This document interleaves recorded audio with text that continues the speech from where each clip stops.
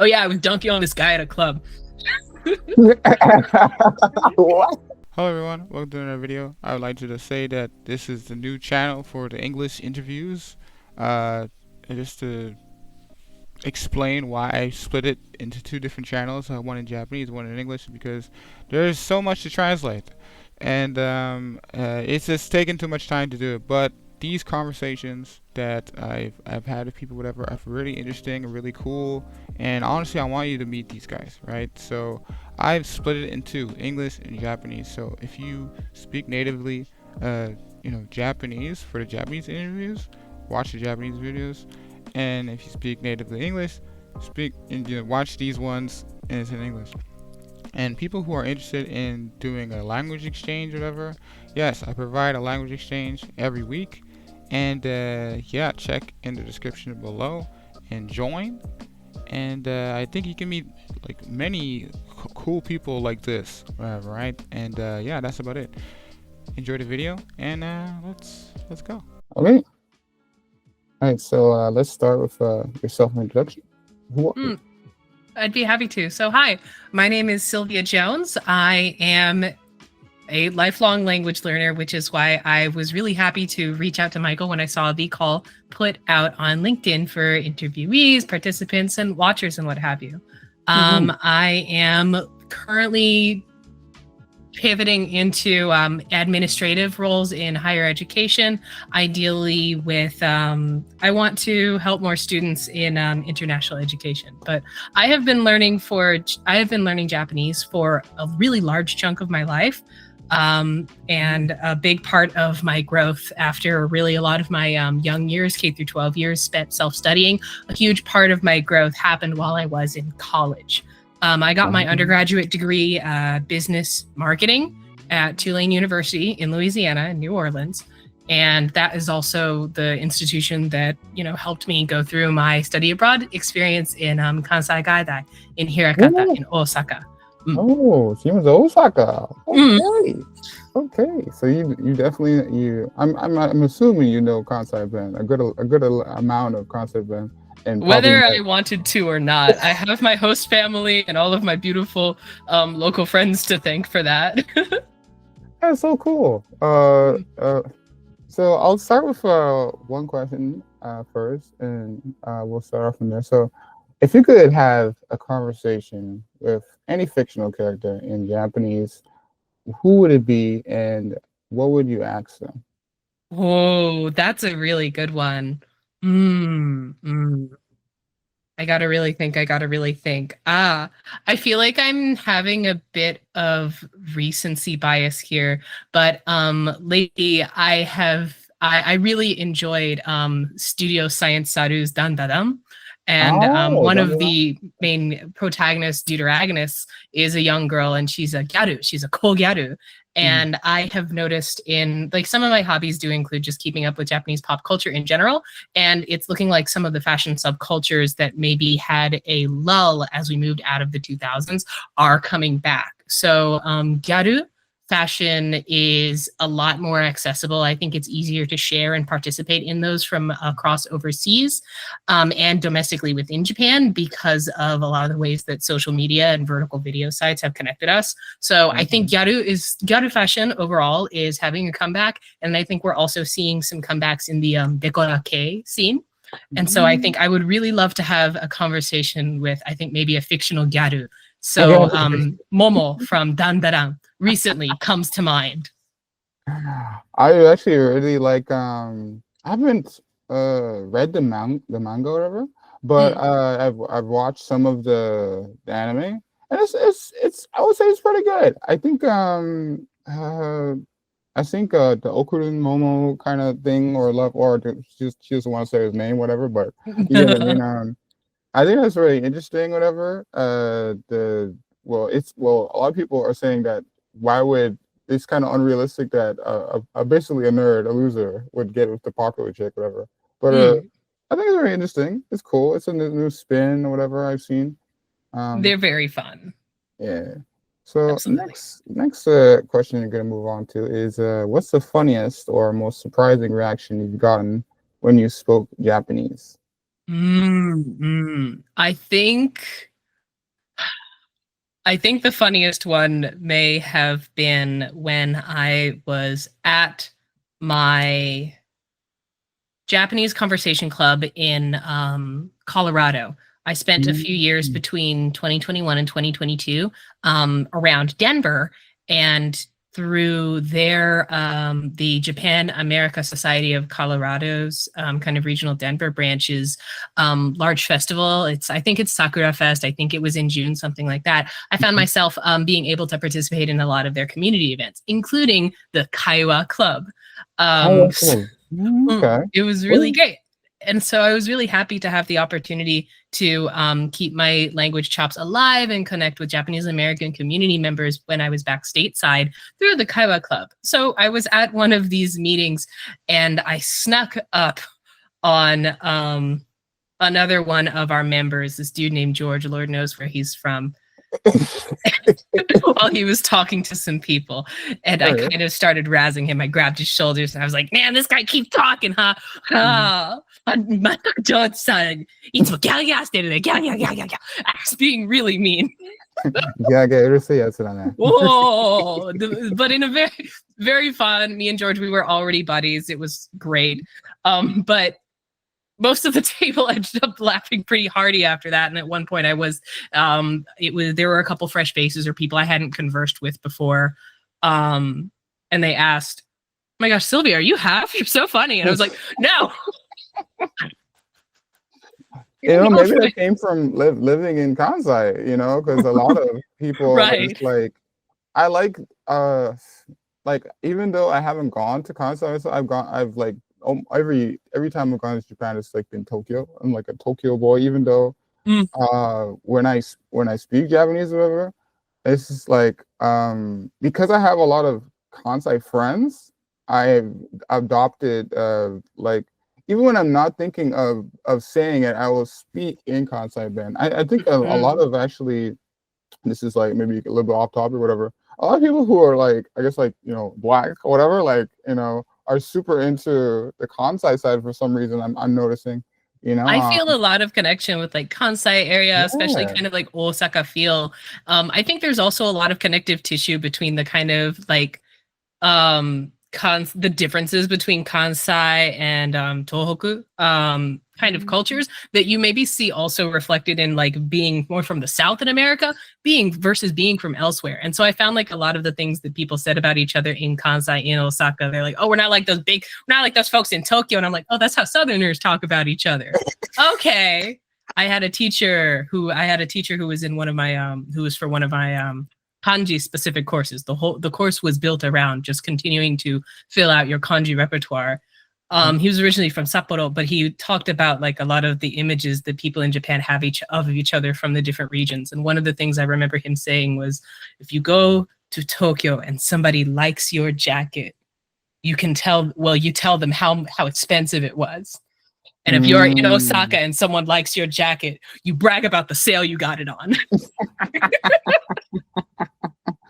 There's this thing about Kyoto, right? About Kyoto people, and how I like, it was a kind of like a huge mind blow knowing a little bit about the history of Kyoto. I'm going off track again, but I just think it's interesting, whatever, right? That there's a culture of just like not getting to the point. It's like not just like Japanese culture itself, but this like in Kyoto is like they are so indirect, right.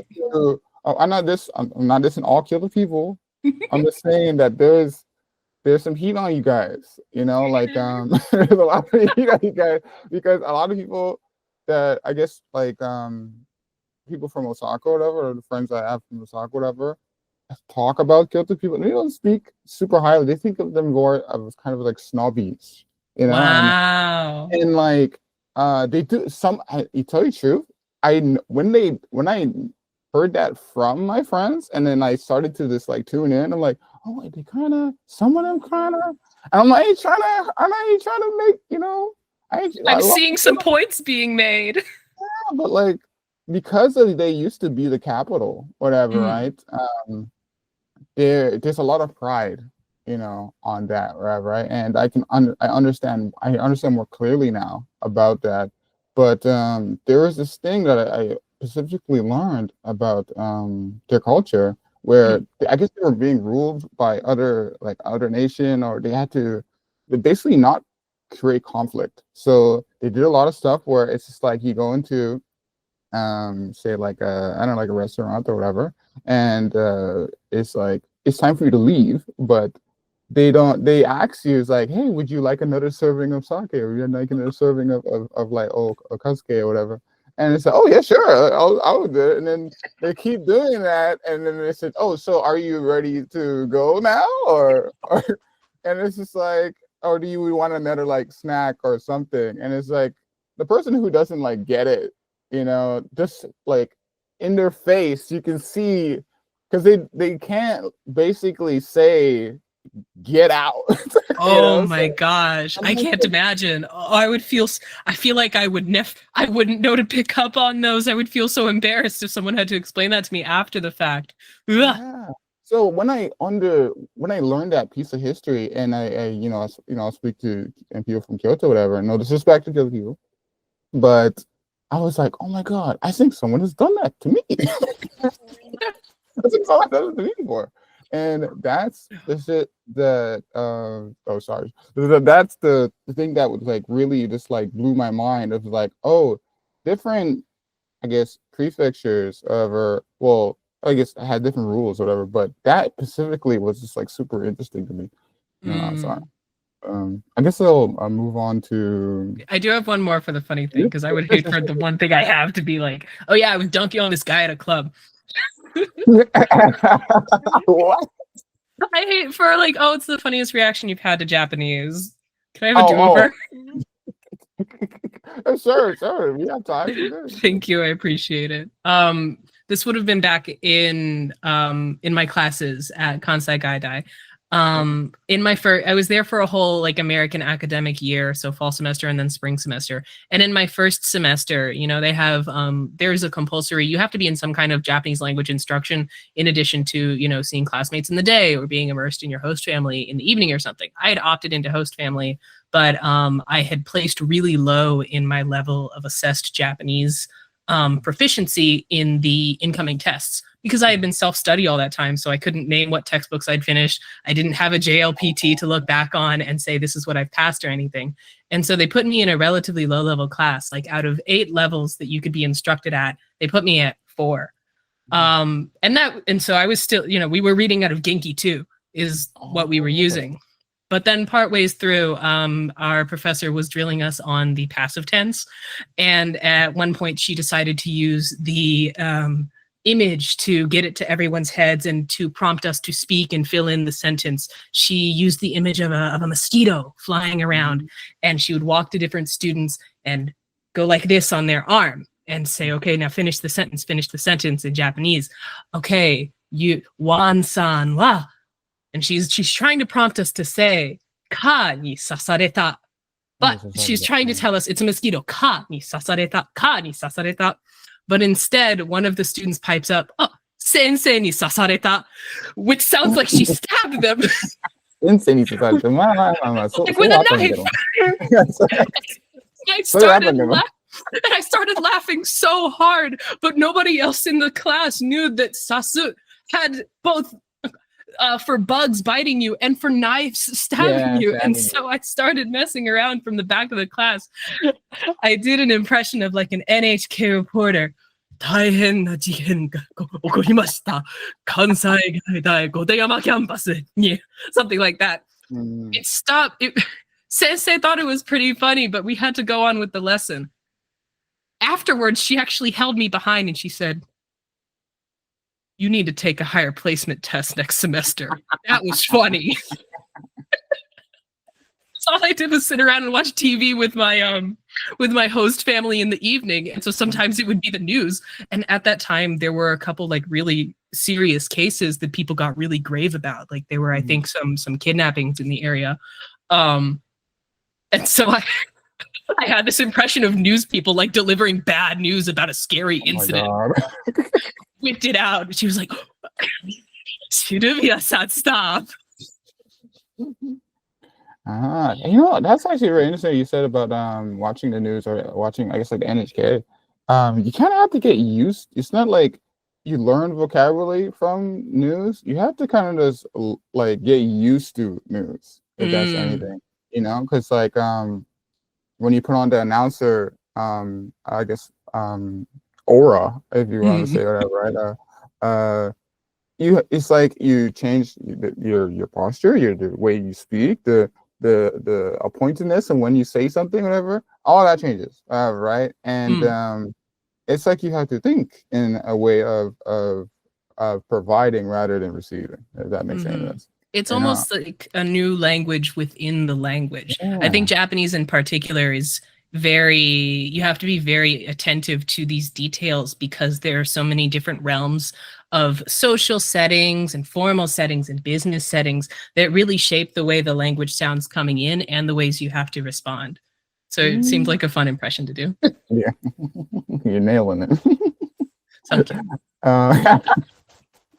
Why does that thank you sound like the end of like a show or like thank you? Okay, so the next one, if you could, this is pretty much, I think we already covered it. If you could instantly master one specific dialect or accent in Japanese, which one would it be and why?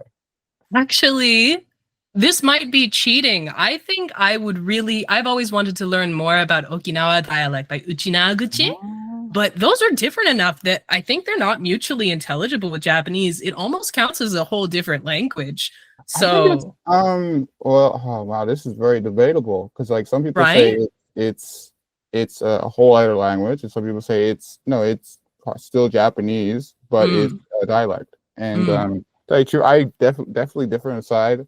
Well, don't like hates on me, but I think it's a completely different language. You know, mm. and if people look into the history of that as well too, you'll see that like even I think even the characters itself are a little bit different. You I know, guess they would be. I had never considered what written Uchinaguchi looks like. yeah, but there's a lot to cover on Okinawa, because Mm, racing, etc. So I don't want to go too far into that, but I think it's mm. a completely different language. You I would know, say so. Then maybe Kagoshima then. Kagoshima. I followed an older woman on TikTok a couple years ago, and she had several videos where she was showing off what really, really deep Kagoshima Ben sounds like. And Mm. certain times it really was hard to understand. And the reason she said, well, this was a central part in a couple of our major world wars. And so eventually people from here started using Kagoshima Ben as an additional layer to keep messages from getting decrypted by the enemies over the airwaves. Oh my God, really? Oh, Mm. thank you for sharing that. I Thank don't you know, for I'll sharing double check it. that. But it seems so interesting. Yeah, that is very interesting. This like the Kyoto thing I was telling you before. It's like there's so much. Okay, so when I was like learning Japanese or whatever, like I was very ignorant, obviously, right? And like I thought like the whole like making the difference between Chinese and Japanese was very, very difficult at the time. And I had Mm. a lot of stuff with like, oh, they eat sushi, like everyone eats sushi, like I had that silly, like, kind of like they're from a different planet kind of thing. Well, down the other side of the world, you know what I mean? All right. Far away. And yeah, so over time, I got to understand more of the culture and it obviously made a difference in my life. I'm sure it made a difference in your life, but this is like off of the question I'm asking you, but like, how did it change you? How did Japanese like really impact you? I think I internalized a lot of the ideas about thinking about your place in Mhm. a community and a society around you and your place in relation to the other person you're talking to, because Mhm. Japanese has so many phrases and grammar structures that are like relational or specifically change depending on your relationship to the person you're speaking to or the person you're speaking about. I It made me think a lot more about where I stand in a room and the ways in which I want to be able to express respect to others Mhm. or closeness and kinship with others. Mhm. I felt that I missed I felt a longing for deeper ways to call out to my friends so that they know just how close we are and how dearly I think of them in the way that a lot of, I feel like, honorifics in Japanese can serve. And so I think I was probably someone who didn't give people nicknames as much before I started learning Japanese, but now that I have, I always try to think of something cute to call my friends.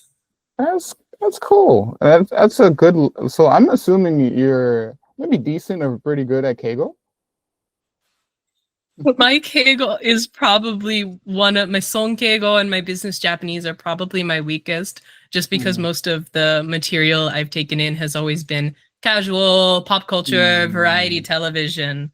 I have a lot of thankfulness for the dedicated Keigo units that we did go over in my instruction courses, but I know it's the kind of thing I would have to put some more time into. I think I probably jumbled too many of my formality levels if I were really put to the case. Yeah. I can tell you a little bit about my experience of using Keigo or Son Keigo or Kenjogo. There's a lot of them, you know. And on the phone, nightmare, because you're like I used to work at a call center or call like online kind of call center kind of thing. And man, Japanese people when it comes to customer service or like talking to servicing a customer server, they like if they hear not even you speaking, they see your name and it's just like that sounds like a foreigner name. No, Kware. Change the next person. Oh no. Like I've heard that so many times. So a lot of people, they change their name into a fake Japanese name to do the call because it's just serious. It's like they don't. It's not. Well, I guess it is xenophobia or something, or whatever like that. Still, you know. But no, it's like they just believe if you are a foreigner, you're not going to give the good enough a service, you know.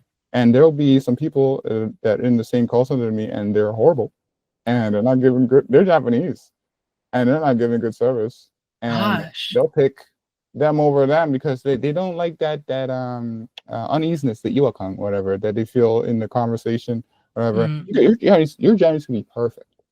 It can be perfect, all right, but it's just like, Kuba-sama, yeah, kware. Oh, so find someone else. Get somebody else to do it. Damn.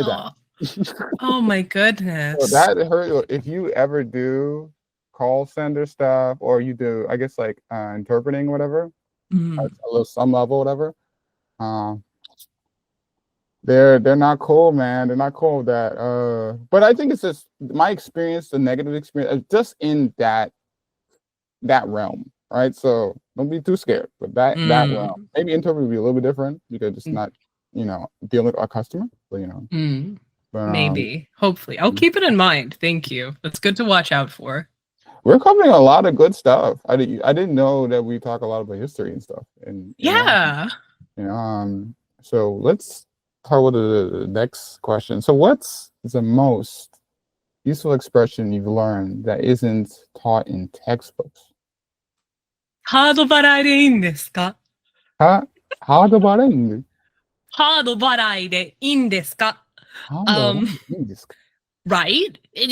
I've never seen it in a textbook. I learned this from listening to other people when I was checking out behind them in convenience stores.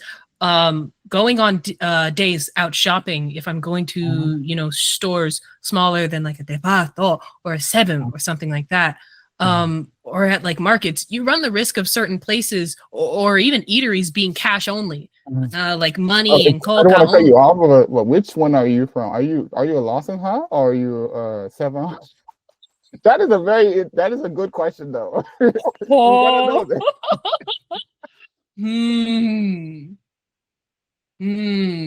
Lawson. Family Mart too. Family Mart as well too. But Famima has the best jingle. But Lawson, I think I like Lawson the best. I'm a Lawson dude. I can settle for 7. But I'm looking for, most of the time I'm looking for a Lawson. I think by vibes, I like Lawson, but for strict utility, usually Seven works better. They have, I feel like Sevens were more likely to have ATMs that I could use with my cards with more of my providers. I had a Discover card, and the Seven machines always took Discover. And also I feel like Sevens were more likely to have other services that I needed as a student, printing, copying, things like that. Bus ticket, access, printing out things that I had reservations I'd made online. But vibes alone, I prefer Lawson. Take notes, guys. Take notes. We dropping some gold here. Okay, sorry. I'll go back to that question. I'm sorry. I don't know if you remember. It's fine. No, a lot of stores when I went out and about, especially at outdoor markets or things like that, more local things, a lot of places might not take cards, and so they would only have, I could only pay with money or coins. But I am a very card person. I love my cards. They keep, if I don't carry a bunch of money, then my wallet is physically lighter, and I already have a lot of stuff in there, and my purse is lighter. So it was always very important for me to be able to ask, hey, can I pay by card here? When I was at checkout. So カード払いでいいんですか? I enjoyed カード支払いの払う and then after the カード the ha becomes ba. I thought it was just so, I put it in my pocket immediately. I ask it wherever I go. So are you used to using so there's a I think it's like a 100円ショップ whatever, and they have a point card. Yeah, so did you used to use a point card like every time, because you use card, you like using cards, right? I had a point card for one place. There was a Uershia, there was a Welsia near the dorms that I lived in, and I went there frequently enough that I figured it was worth getting the point card. The hardest, I usually did not bother with point cards because I didn't want to fill out the forms, and I knew they would ask for a phone number. I didn't have a phone number, so I had to figure out ways around it. I only ever had one point card, and it was for Welsia.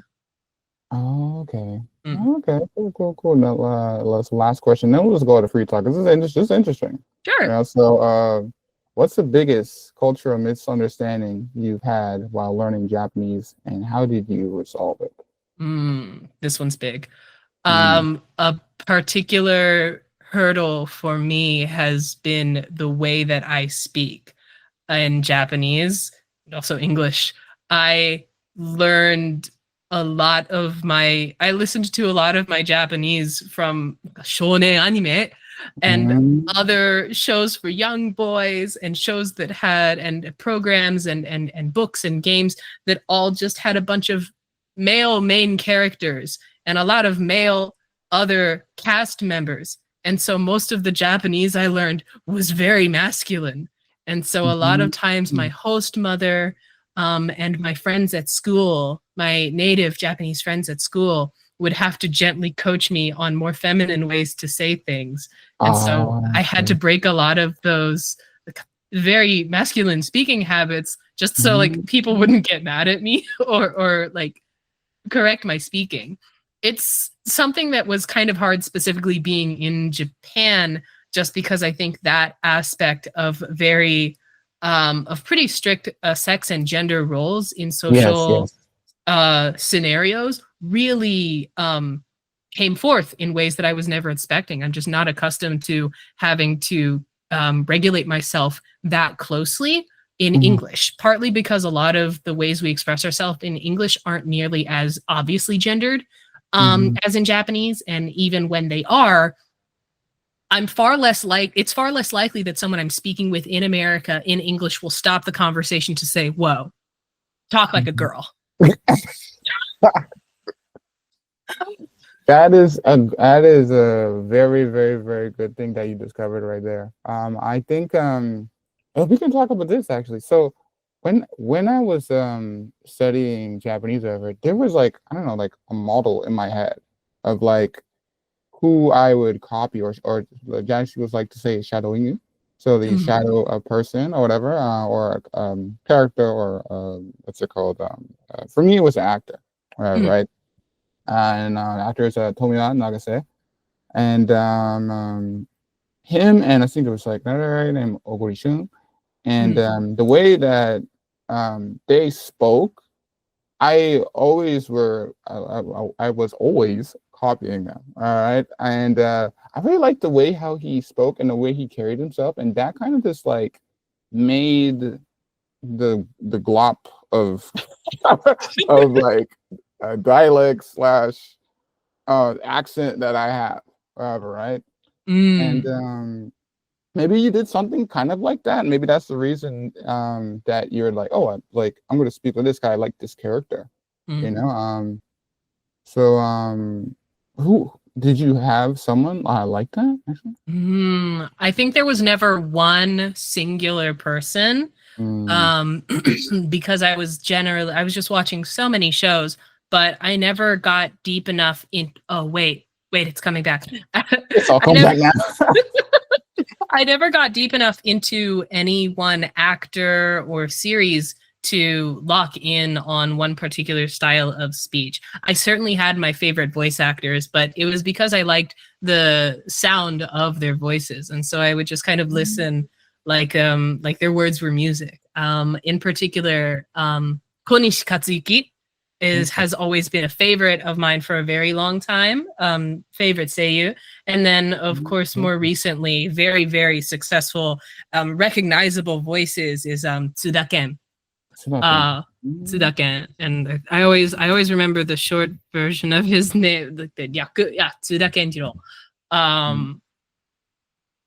But it's never in the pursuit of emulating. I just like to listen. I think a lot of where my speech came from was just a mismatch, a big mix match of the standard, very rough, brash speaking style that was very common to like action show heroes in the 2000s and the 2010s. I think they all kind of blend together. Once I got to Japan, I listened, I guess, very closely to my host mother. I think she would be my second biggest influence on how I speak now. She was this 74-year-old woman who turned 75 while I was living with her. Very, very Osaka, born and bred. But in her youth, she had also traveled the world. And of course, that had informed why she wanted to take in and host students. She had had students in the past. Her home was very open to the young people coming through her local international university. But since I spoke with her a lot, I also picked up a lot of her mannerisms as like that would belong to an older woman. And so one of the things I got really good at asking was, what do you call it? What do you call it? I needed to ask things, what do you call it? Because I forgot the language. She needed to ask things, what do you call it? Because she was just tired after a long day doing old woman chores. I can imagine she's like, nanjara, nanjara. Yeah, I know it. So yeah, so the thing. Yeah. That's interesting. Is there anything else that you'd wanted to? Because I can tell that you know a lot about the language, or you've been mostly like indulged in the language, right? What would you like to tell people who are like learning Japanese? Please do not be afraid of kanji. Make friends with kanji. Oh my god! The thing is funny about that. Like after this, not after this thing, whatever, right? But eventually, I'm going to translate it into Japanese, whatever, right? Because and it's funny that you said, "Oh, kanji," but don't be afraid of kanji, whatever. Right. And it's just like I just remember a Bane line from Batman. It's like I was bred in the darkness, like because I see kanji like every day, and it's like, well, it's like my job. Right. So it's yes, and embrace the kanji, guys.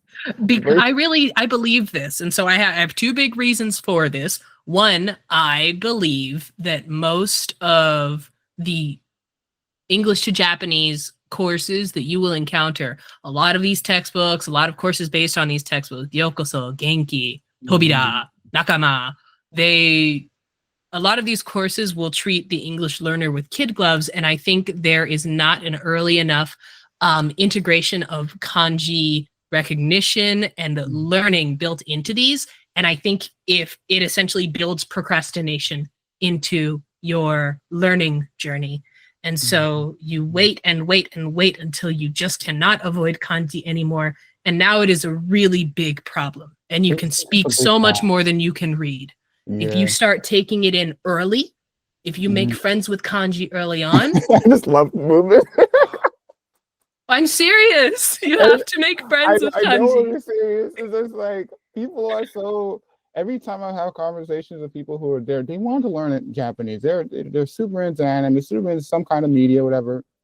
And they hit kanji, and it's like, I don't know if I can do it, Mike. Like, come on, like it's a big wall. It's a big wall for a lot of people, but to tell you the truth, that separates this is completely like, I don't know, a super toxic masculine thing to say, maybe, but it separates the strong from the weak. It is, you know, it's a big filter. It really is a big filter. And I guess, like, I don't know, growing up or whatever, and like understanding Japanese and learning Japanese and like respecting the culture. I saw, you know, well, it's just like I'm like the only one in my family that can speak another language, you know, that's like this, right? Other than maybe some, I think like Filipino somewhere. But anyways, I thought it was cool, right? It was my pocket dimension or whatever that I had until I met with Japanese people, and then, you know, that just kind of grew in itself. You know, so I'm assuming something like that maybe was with you, like were you just like, oh, you know, because you said you're self-taught, right? You did a lot of so I think a lot of people who are like serious, they're self-taught, because like I don't think anyone can just like they exist, but I don't think anyone can just like go to school and just like, I'm gonna learn everything just from the school, not like do any self-teach, like self-learning at all. I don't think so. I think everyone is like, there's some level of flashcards or something, whatever, and like scanning the net and on what's it called? I think jisho.org or one of those. I remember I don't know if you know this, but way back there was a site called Speedanki, right? Yeah. So Speedanki had, I think it was like N4 at the time to N1, and it had the words. And then had like the sentence of like how you use the word in a context, whatever. And I was just on that site so often. I'm telling you, like. Yeah, I mean, I think you're right on the money that understanding a language cannot happen just in a classroom. And I think that counts for any language. There has to be a personal drive, and you have to be curious about the language beyond the textbook and grab it anywhere you can. I think if you don't have to make kanji your best friend today, but you absolutely have to seek out this language wherever you can. Just grab little scraps of Japanese wherever you can find it. For me, that was music. Was also a huge part of my kind of language diet, and it still is, just to a lesser extent now. But because eventually, you know, I would look up the Romaji lyrics of these songs that I liked, and I found them on YouTube. And, you know, after, you know, hours and hours of listening to these songs, I would have them memorized. I still know these songs off of muscle memory alone, but you can go back to a song that you enjoyed, or you can go straight to the lyric sheet of a song you enjoyed in Japanese. And you can find the words you know, and you can find more words you don't know. I have songs that I remember from being like 11 years old that I realize now that I retroactively understand. And that's cool, eh? You will never, the first time you feel proud of yourself for understanding something in your foreign language of choice, you will never forget that. And I think you will get hooked on it and just keep chasing that dopamine hit. Oh my God, I'm so glad we had this conversation, man. Because you're covering stuff that like I do, like specifically what you just described. I do have like memories of this like old shows that I watched when I was younger, and I didn't know what like it meant, but I'm sure you probably watched Inuyasha or something like that, right? and it's like that song is like exactly. Right? Yeah, Fukai Mori. Yeah. I And yes. you can feel it. Yeah, you can feel it. The nostalgia. Oh my God. Right? Nostalgia, man. Mm. So yeah, this is like for anyone watching out there, like, come on, man. Like, go back to the lyrics. So a lot of you have watched, some type of anime. Actually, are you into dramas? Like, I have a special or I guess like favorite drama that you watched in the past? I'm super into dramas, actually. I need to get back into dramas just because I think there's value to be had. One, dramas are good. Two, listening to humans speak as humans, that's going to be a different style of She's dropping acting. gold here, guys. Right? She's dropping gold.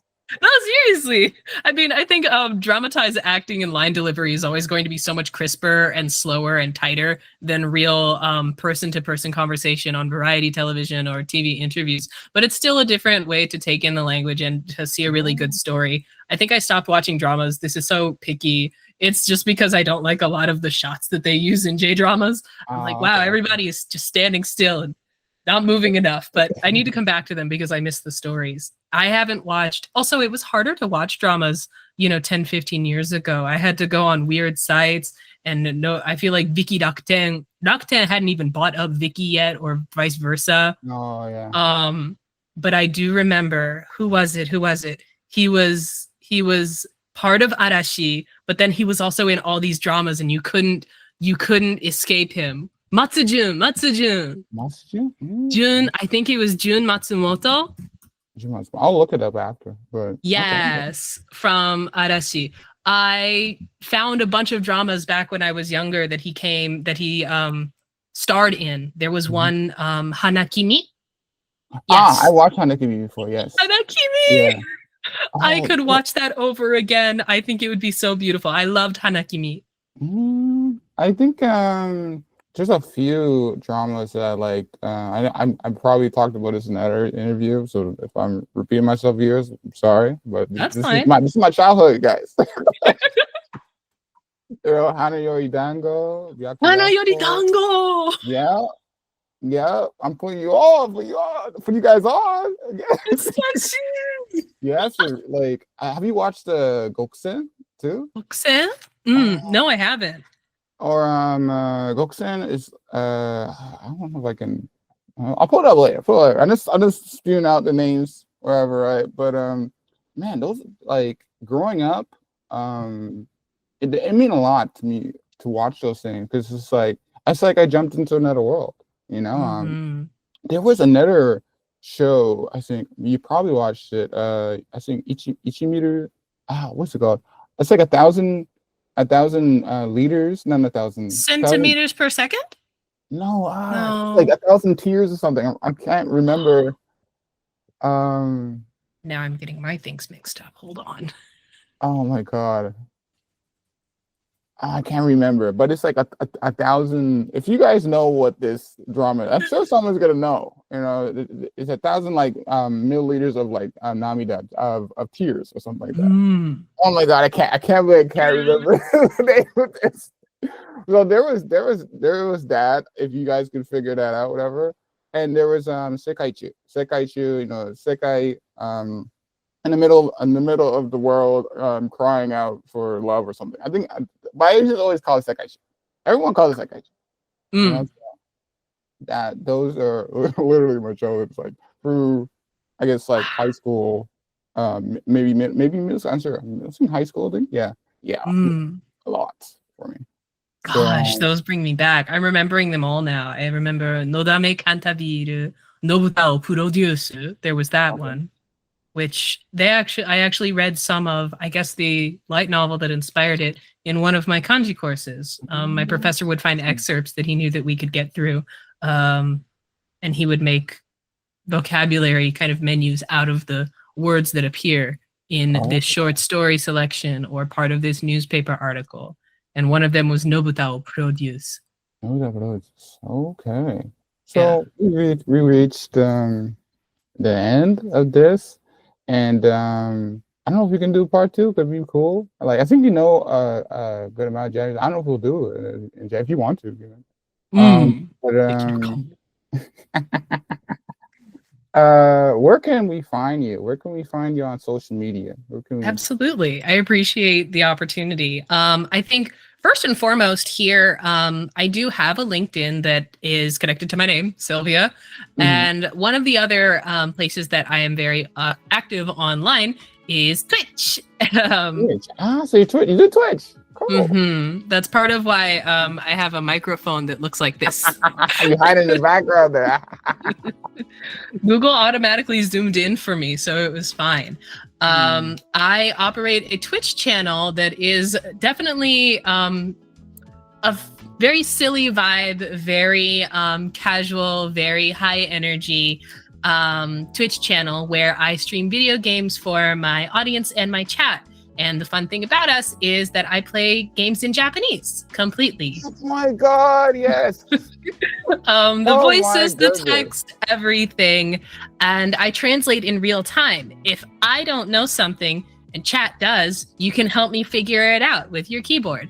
If nobody knows anything, then we all look it up together. You will see a lot of jisho.org on my channel. So when we're not chatting about what I did in my day or what you're having for dinner, we're working our way through JRPGs, usually older ones, because it was way harder to get past region locks and versions and get international versions of games, 10, 15 years ago than it is now.